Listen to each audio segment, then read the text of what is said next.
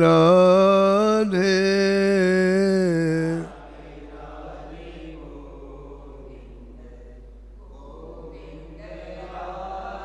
राधे राधे गोविंद गोविंद राधे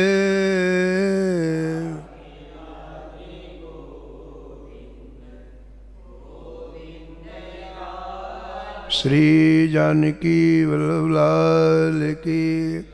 श्री मंगल मूर्ति हनुमान जी महाराज की।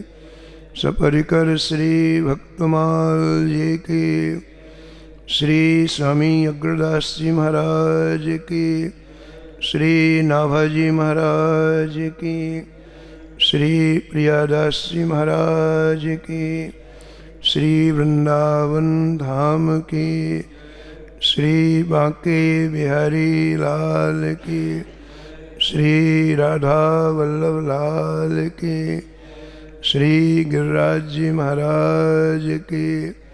श्री यमुने महारानी की। श्री महाराज जी की जय जय श्री राम।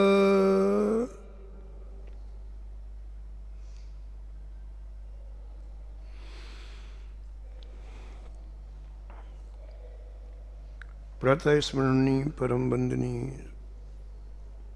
श्री नाभाजी महाराज से परम पावन ग्रंथ श्री भक्तमाल में भक्तों के दिव्य चरित्रों का वर्णन किया है। पूर्व प्रसंग में आप श्रवण कर रहे थे कमला गरुड़ सुनंद आदि षोडश प्रभु पदरति हनुमंत जामवंत सुग्रीव विभीषण सबरी खगपति ध्रुव उद्धव अम्बरीश विदुर अक्रूर सुदामा चंद्रहासु चित्रकेतु ग्राह्य गज पांडव नामा कौसारो कुंती वधु पट ऐचत लज्जा हरि हरिवल्लभ सब प्रार्थों जिन चरण रेणु आसाधरी। श्री नाभा गोस्वामी जी श्री भक्तमाल के छपे में श्री ठाकुर जी के प्रेमियों का स्मरण किया है। हरि के जे बल्लभ हैं दुर्लभ भुवन माज। प्रियादास जी कहते हैं कि सृष्टि मेरी कुछ दुर्लभ है तो ठाकुर जी के प्रेमी हरि के वल्लभ, बाकी सब कुछ सुलभ है। उन प्रेमियों का स्मरण इस छप्पे में किया है। उनमें एक नाम श्री मैत्रेय जी का है। परम भागवत मैत्रेय जी का स्मरण किया है नाभाजी महाराज ने। प्रियादास जी लिखते हैं कौसारो नाम सो बखान कियो नाभाजू ने। कौसारो नाम सो बखान कियो नाभाजू ने। मैत्रेय अभिराम ऋषि जान लीजय बात में।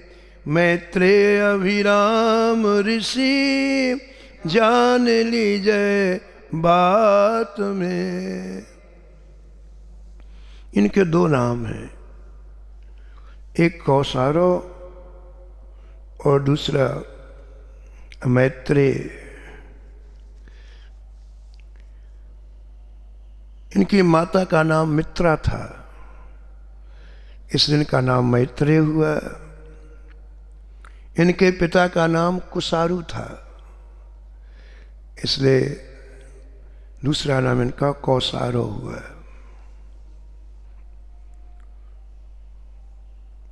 अनंत काल से भवाटवी में ये जीव भटक रहा है, अनंत काल से, जिसकी कोई सीमा नहीं है।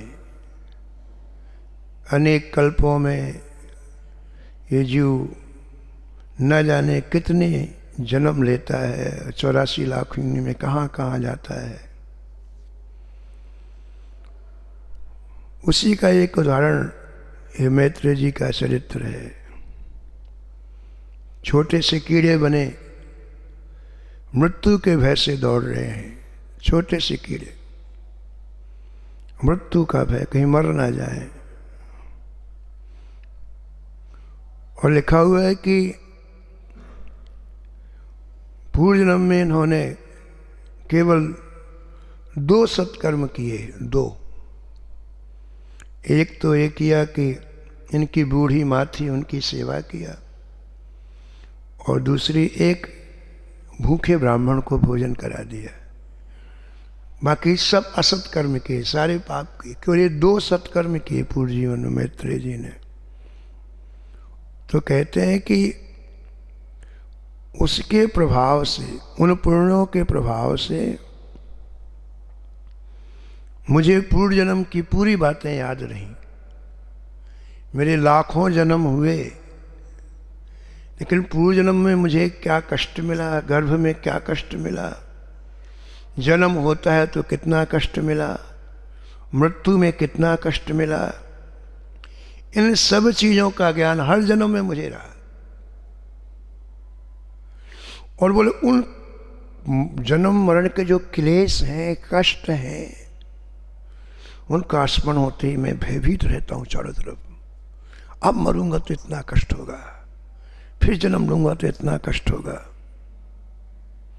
वेदव्यास जी को कह रहे हैं कि भगवान मुझे जन्म मरण का कष्ट याद है। जन्मत मरत दुसह दुख होई। पूज्य महाराज जी श्री मथुरा दास जी महाराज कहते थे कि जन्म लेने में और मरने में कितना दुख होता है, एक माप बताते थे। बोले किसी को 1000 बिच्छू एक साथ काटे, किसी को 1000 बिच्छू डंक वाली एक साथ काटें, जैसे पीड़ा होती है वैसे जीव को जन्म लेने और मरने में कष्ट होता है। जन्मत मरत दुसह दुख होई। शक्रदेवो प्रपन्नायो तवा स्मीत च याचते अभयम सर्वभूतेभ्यो ददाम एतत् व्रतम मम। यहाँ श्री ठाकुर जी अभय प्रदान करने के लिए कहते हैं।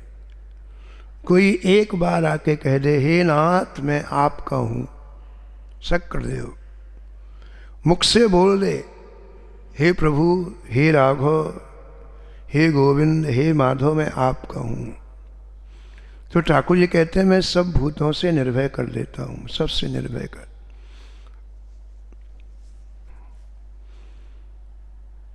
तो यहाँ निर्भयता किसी शत्रु से नहीं कि शत्रुओं से निर्भय कर देंगे या किसी अभाव की पूर्ति कर देंगे तो निर्भय हो जाएगा। यहाँ निर्भयता का तात्पर्य है जन्म मरण के भय से रहित कर देंगे।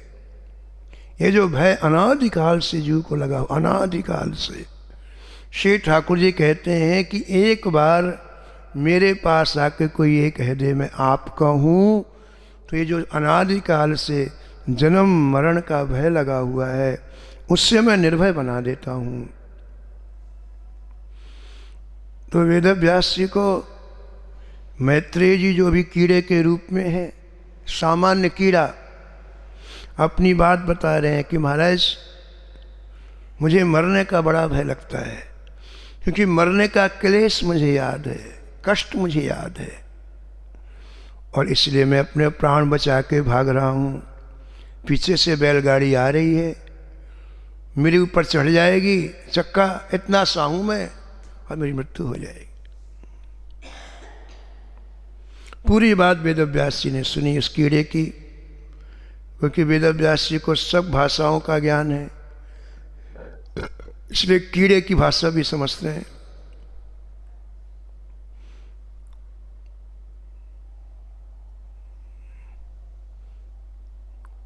और देखो, कोई उसने ना पूजा की ना आरती किया, कीड़े ने क्या किया? वेद व्यास कुछ नहीं किया, अपने आप कृपा कर रहे हैं, अपने आप दया कर रहे हैं। वेद व्यास जी ने कहा अब तुम भय ना करो, मैं तुम्हारा उद्धार करूंगा।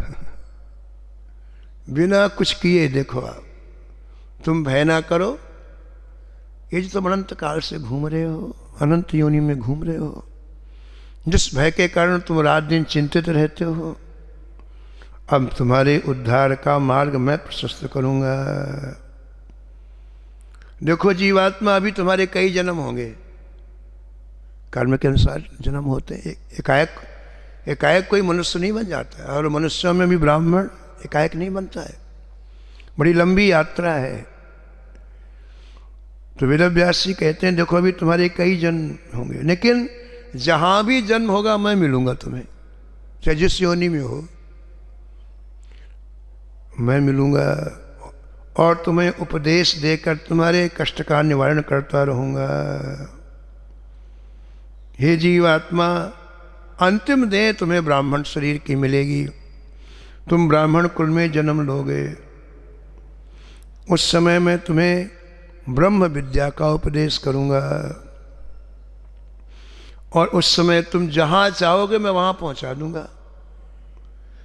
लेकिन अभी तुम्हें कई जन्म लेने होंगे, अब तुम घबराना नहीं, मैं तुम्हारे साथ में हूं।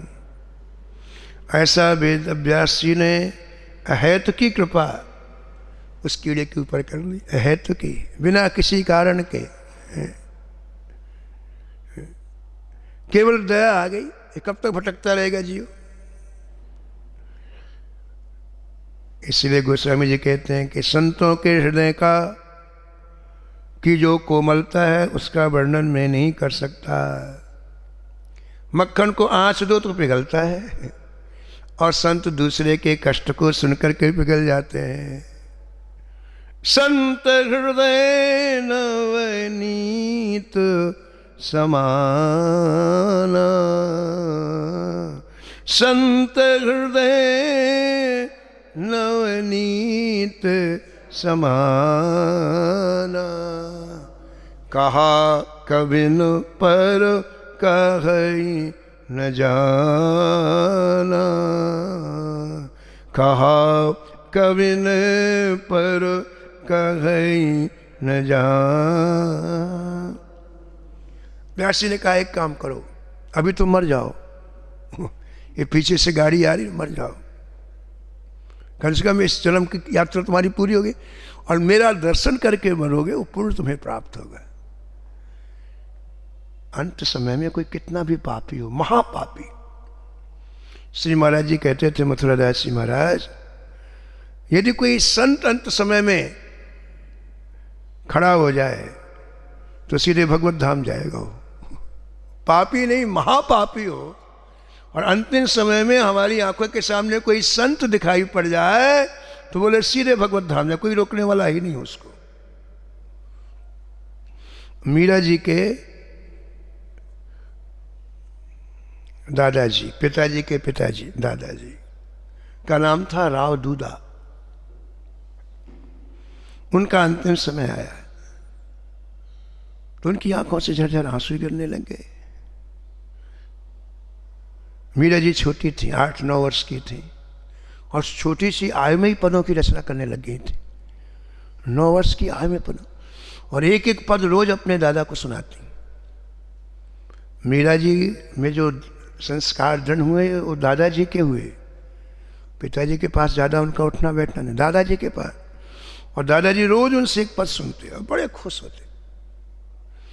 तो अंतिम समय में राव दूधा जी की आंखों से आंसू गिरने लगे। तो मीरा जी छोटी तो थी, बोले दादाजी आपको क्या कष्ट है? बोले बेटी भगवान की कृपा से मुझे कोई कष्ट नहीं।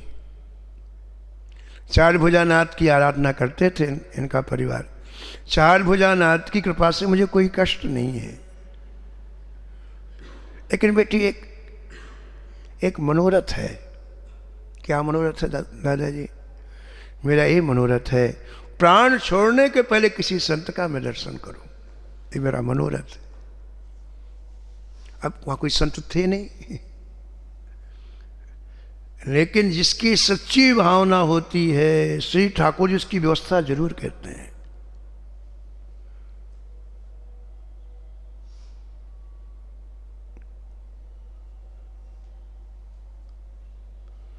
तो मीरा जी बाहर देखने के लिए गई कि शायद कोई संत दिखाई पड़ जाए। कोई संत नहीं दिखलाई पड़े। मीरा जी वापस आ गई। अब क्या करें, चुपचाप खड़ी हैं और दूल्हा जी की आंखों से, नेत्रों से आंसू बह रहे। लिखा है केवल 5 मिनट का समय व्यतीत हुआ कि बाहर से आवाज आई, जय श्री कृष्ण। बाहर से आवाज। राहुल जी ने कहा, देख बेटे कोई बुला रहा है, देख तू दरवाजे में। मीरा जी दौड़ करके गई। क्या देख? एक दिव्य संत खड़े हैं, उनके हाथों में एक फूलों की माला है। बोले बेटी ये राव दूल्हा जी का मकान है? बोले हाँ। अच्छा बेटी मैं श्री डाकोर से आ रहा हूं। डाकोर में जो मुख्य पुजारी जी हैं उन्हें आज्ञा करी है कि ये माला आप राव दूल्हा जी को पहना करके आओ। मैं डाकोर से आ रहा हूँ, श्री ठाकुर जी की प्रसादी माला है, क्या मैं मिल सकता हूँ? मीरा जी ने उन संत को प्रणाम किया, हाथ पकड़ के अंदर ले गई। राव दूल्हा जी को माला पहनाई। राव दूल्हा जी ने बड़ी भाव भरी दृष्टि से देखा और महाराज जो चाहते थे वह हो गया। माला पहनाती संत बाहर आए, उन्होंने इस नश्वर शरीर का त्याग लिया, ठाकुर जी के धाम की यात्रा की। तो वेदव्यास जी ने कहा कि अब तुम इस शरीर को छोड़ दो और अब जो तुम्हें अगला जन्म मिलेगा मैं तुम्हारे पास रहूंगा। कितनी बड़ी जिम्मेदारी संत ले लेते हैं देखो, अनायास। न उन्होंने आवाहन किया, न उन्होंने आराधना की, न कुछ की, केवल दर्शन मात्र महाराज, केवल दर्शन मात्र। वेदव्यास जी के दर्शन से महाराज उस जीवात्मा का हृदय गदगद हो गया। भले वो कीड़े के रूप में हो, चाहे बिल्ली के रूप में, चूहा, जीवात्मा तो वही है, शरीर कोई भी हो। अब वो रुक गया। वेदव्यास जी अंतर ध्यान हो गए। पीछे से गाड़ी का पहिया आया और चढ़ गया और उसकी मृत्यु हो गई।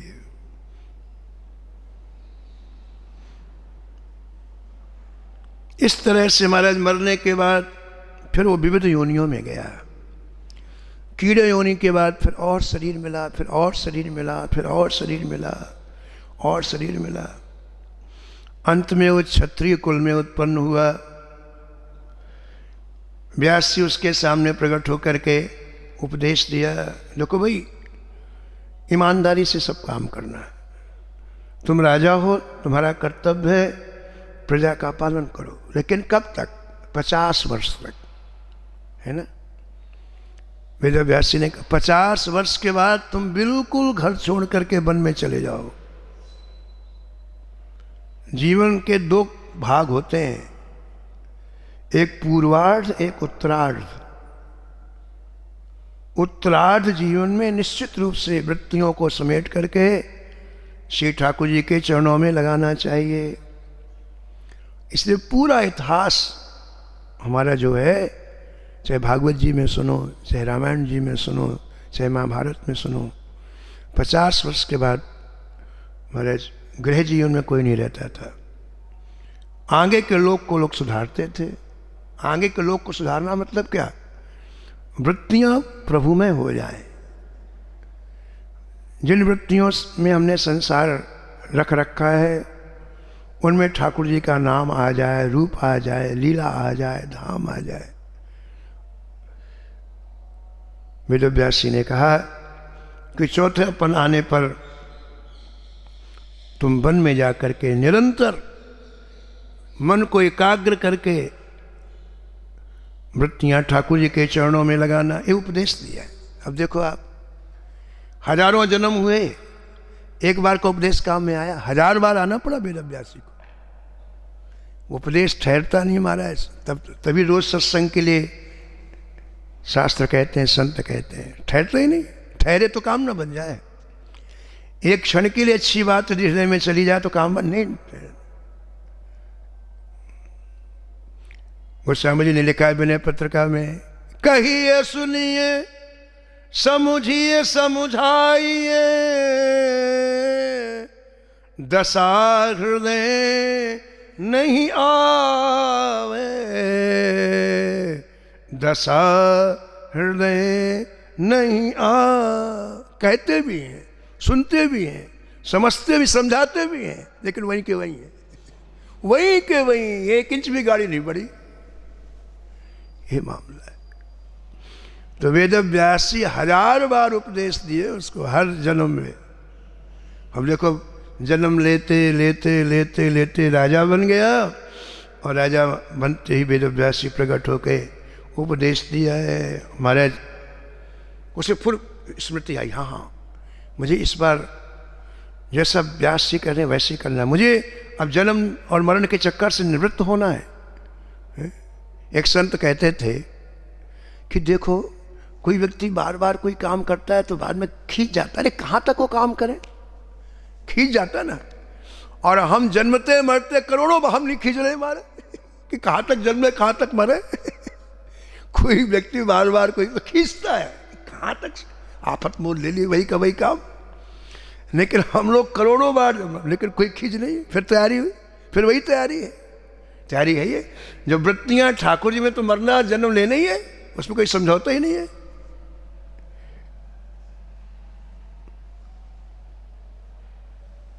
राम नाम बोहित भव सागर, चाहत तरन तरोसो।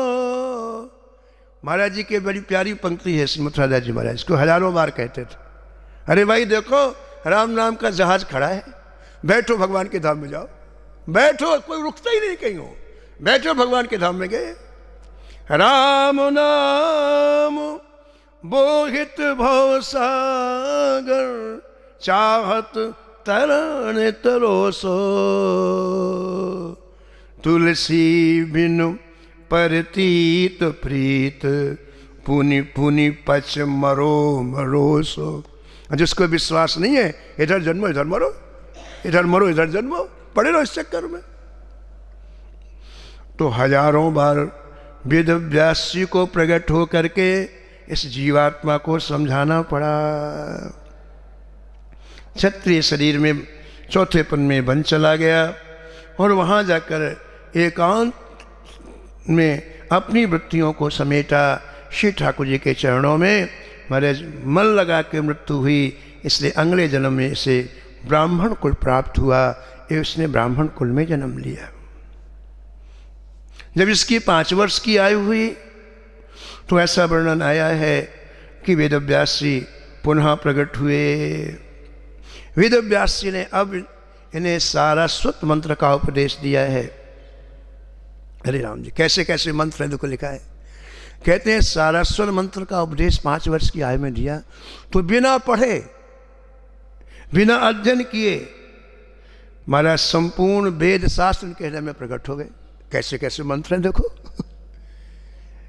5 वर्ष की आयु में वेद व्यास जी ने इन्हें सारस्वत मंत्र दिया, तो बिना पढ़े बिना लिखे सारे वेद प्रकट हो गए, सारे शास्त्र प्रकट हो गए।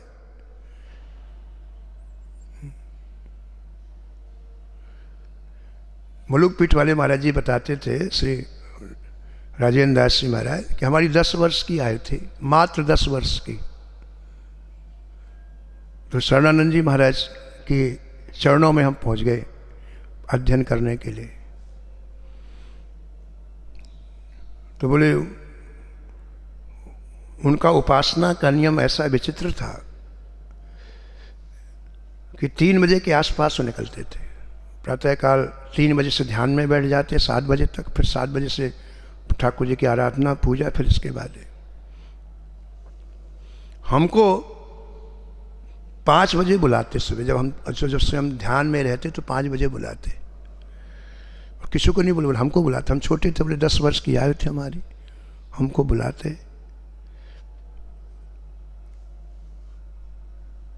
तो एक दिन बोले एक कमरा उनका जिसमें वो, उसमें कोई जा नहीं सकता था, जिसमें भजन बंद रहता था, कोई जा नहीं सकता था। तो एक दिन बोले कि देखो, हम सबको नहीं बुलाते, तुमको किसी कारण से बुलाते।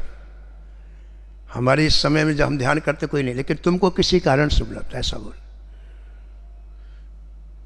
कल तुम्हें हम अपनी माँ का दर्शन कराएंगे, इसके अंदर हमारी माँ रहती। तो राजेंद्र जी को लगा कि इनकी माँ होगी। बोले हम छोटे, हमको तो पता है, हमने कहा इनकी माँ होगी, अंदर रहती होगी। बोले कल तुम्हें अपनी माँ का दर्शन कराएंगे। तो दूसरे दिन 5 बजे जैसे आए तो उठे और दरवाज़ा खोला। वहाँ जगदम्बा का श्री विग्रह था, और भी विग्रह थे। तो बोले सामने बैठ जाओ, और पीछे खड़े हो गए, और खड़े होकर के माँ की तरफ देख के कहा, जगदम्बा की तरफ देख के कहा, हे माँ, इस बालक का कल्याण करो। इतना ही कहा, इस बालक का। बोली ये शब्द उनका निकलना और हमारा शरीर बिल्कुल जड़वत हो गया, जैसे स्टैचू होता है। हमें पता ही नहीं कि शरीर है, बिल्कुल केवल श्वास चल रही थी। 10 मिनट तक ऐसा अनुभव हुआ कि केवल श्वास चल रही, बस। इसके बाद फिर से हल्का फुल्का हो गया। उन्होंने कहा तुम्हें सब कुछ प्राप्त हो गया, माँ की कृपा तुम्हें मिल गई। कहने का तात्पर्य है कि ऐसे ऐसे मंत्र हैं महाराज कि बिना पढ़े लिखे सब आ जाए। अब यही इनका ये बता रहे कि 5 वर्ष की आयु में केवल उन्होंने हमें सरस्वत मंत्र प्रदान किया, और पूरे वेद शास्त्र हमारे हृदय में प्रकट हो गए। बोले मैंने पूरे जीवन धर्माचरण किया, और फिर एक पवित्र तीर्थ जिसका नाम था बहुदक, पवित्र तीर्थ में अंतिम समय मैंने प्राण छोड़े। और इसके बाद महाराज मुझे अगला जो जन्म मिला वो मैत्रेय ऋषि के नाम से मुझे वो जन्म मिला। मेरे पिता का नाम कुसारू हुआ और मेरी माता का नाम मित्रा था, इसलिए मुझे लोग मैत्रेय कहने लगे। इस तरह से फिर व्यास जी प्रकट हुए। जब मैं मैत्रेय के रूप में प्रकट हुआ तो फिर व्यास जी प्रकट हुए, फिर उन्होंने मुझे उपदेश दिया। व्यास जी के पिता का नाम श्री पराशर जी है। उनसे मैंने विष्णु पुराण श्रवण किया और बृहत पराशर होरा शास्त्र नामक विशाल ज्योतिष का ग्रंथ को अध्ययन किया। ऐसा मैत्रेय जी अपने बारे में बता रहे हैं। रीवा नरेश श्री रघुराज सिंह जी ने लिखा है कि चारों भाई सनकादिकों ने शेष जी से प्रार्थना किया कि भगवान आपने भगवान नारायण से श्रीमद् भागवत का जो रहस्य श्रवण किया है वह कृपा करके हम लोगों को सुनाइए। तो शेष जी ने इनकी प्रार्थना सुन करके सनकादिकों को श्रीमद् भागवत का रहस्य सुनाया। फिर सनकादिकों ने कृपा करके जो गुरु बृहस्पति जी को भागवत का रहस्य सुनाया। जो गुरु बृहस्पति जी ने श्री पराशर जी को भागवत का रहस्य सुनाया। अब पराशर जी किसी अधिकारी श्रोता को खोज रहे थे कि हम ये दिव्य भागवत रहस्य किसे सुनाए। मैत्रेय जी आ गए। उन्होंने सोचा कि परीक्षा लेना चाहिए मैत्रेय जी की, इतना बड़ा रहस्य देना भागवत का, तो कम से कम परीक्षा पात्रता है कि नहीं।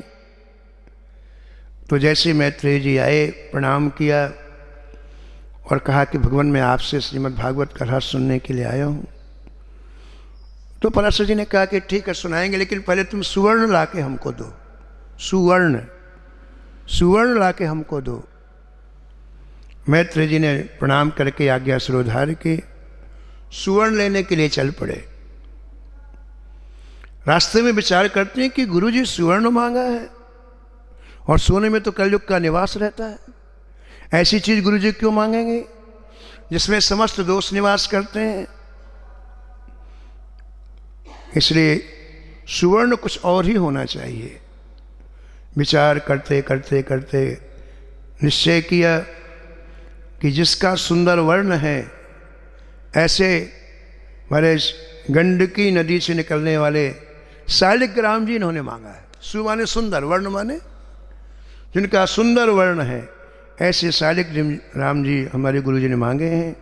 गंडकी नदी में गए और सुवर्ण ला करके, वो शालिग्राम जी ला करके गुरु जी के पास पहुँचे, श्री पराशर जी के पास पहुँचे।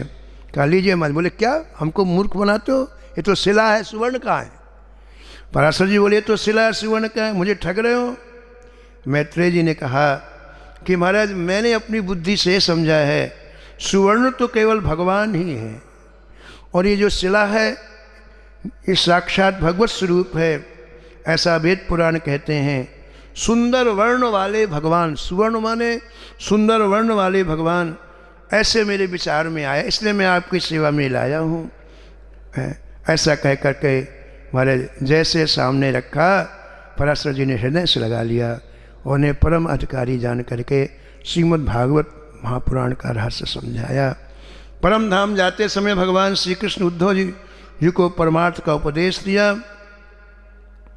वहाँ मैत्रेय जी वर्तमान थे उस समय, और उपदेश देने के बाद अंत में मैत्रेय जी इसको आज्ञा दी कि इस परम गुह्य ज्ञान को तुम विदुर जी को देना। तो ऐसे मैत्रेय जी की जीवन यात्रा कहाँ से प्रारंभ हुई? कीड़े से प्रारंभ हुई, आज कितनी ऊंची स्थिति में पहुँच गए। विदुर जी को ज्ञान देने के लिए आज्ञा दे रहे हैं भगवान श्री कृष्ण। ये क्या है? ये केवल संत की कृपा है, कोई पुरुषार्थ नहीं है इसमें। वेद व्यास जी मिल गए और जीवन को परमोत्कर्ष बिंदु में पहुंचा दिया। ऐसे मैत्रेय जी के चरणों में प्रणाम करते हुए हम वाणी को यहीं विराम देते हैं। श्री राम जय राम, जय जय